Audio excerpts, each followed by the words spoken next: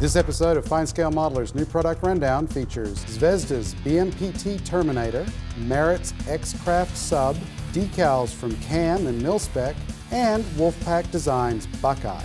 Welcome to FineScale Modeler's twice-monthly roundup of new gear for scale modelers, the new product rundown. I'm Matt Usher. And I'm Aaron Skinner, and I want to welcome Matt Usher, the editor of FineScale Modeler, to the new product rundown for the first time ever. He's standing in this week for Tim, who's otherwise engaged. Welcome, Matt. Well, thank you. Let's kick this show off with Zvezda's 1/35th scale BMPT. This Russian-built vehicle, nicknamed the Terminator, is designed for armor support in tight urban areas. Yeah, and it's armed to the teeth. It's got 4 Outtake anti-tank missiles, 2 30mm cannons, 4 Plamya grenade launchers, and a machine gun, currently in service with Kazakhstan. Although Russia designed it, they've decided against adding it to their arsenal. Other countries, however, are considering using it. The kit shares the running gear parts with Zvezda's T90, released several years ago, but everything else is new. The quality of the parts is outstanding. Look at the thin edges of the slat armor that protects the vehicle's rear. The hull builds from 4 major components, including the bottom and top. The moldings show fine raised and recessed detail, especially around the toolboxes and bolts. The sides have attachments for the road wheel arms, which are keyed for alignment. Lincoln-length tracks with separate guide horns wrap around the wheels. Sag is molded in. There are a few ejector pin marks, but it's nothing a little filling and sanding can't fix. The Terminator's hull is clad in protective layers of armor and screens, all nicely rendered here in plastic. The business end, the weapons station, includes clear parts for the sights and periscopes. The 30mm cannons have sharply molded muzzle brakes, but will need the barrels drilled out for extra realism.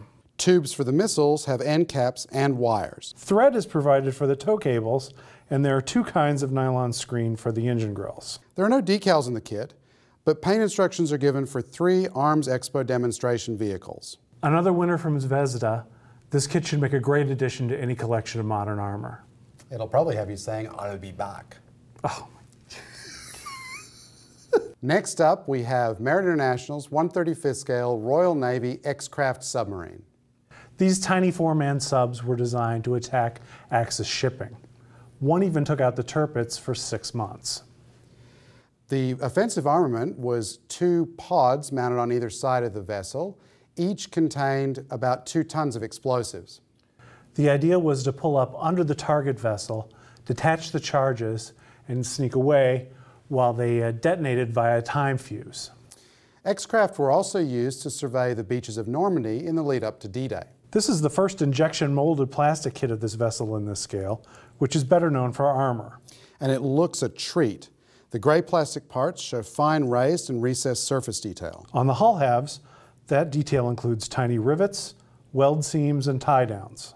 The control surfaces have sharp edges and no visible ejector pin marks. The explosive packs are detailed with filler caps and part of the retaining straps. Yeah, the anchor points on the charges are there, along with part of the cable mechanism, but there's no indication in the instructions that there should be cables from them to the hull. The same holds true for the cable at the bow. Photos of the single surviving X-Craft show how these mount, so correcting the omission shouldn't be difficult. Most of the other parts are plumbing, the anchor, control rods, guards, snorkel, periscopes, and hatches. The latter may be posable, but there's no interior. A small photo-etched metal fret supplies plating for the keel. Painting instructions show the vessel in overall dark gray with no markings. The only decals are a pair of Royal Navy ensigns.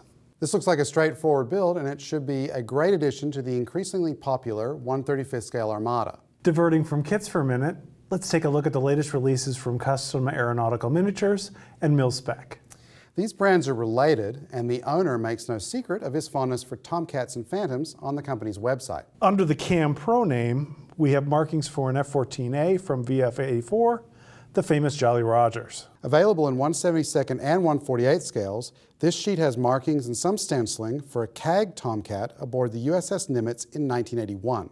Sticking with the Jolly Rogers and Tomcats, for Milspec we have markings for a single F-14B in 1/72nd, 1/48th, and 1/32nd scales. This aircraft is with VF-103, which became the Jolly Rogers when VF-84 disbanded, aboard the USS Enterprise in 1996. Also under the Milspec label, for Phantom fans, comes a set of data stencils for U.S. Navy and Marine F-4s.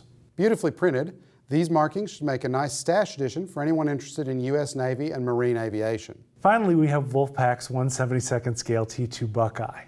Now this is a kit, and Matt, I'm sure you can attest to this, that longtime FSM senior editor, Paul Boyer, is really excited to get his hands on. Absolutely.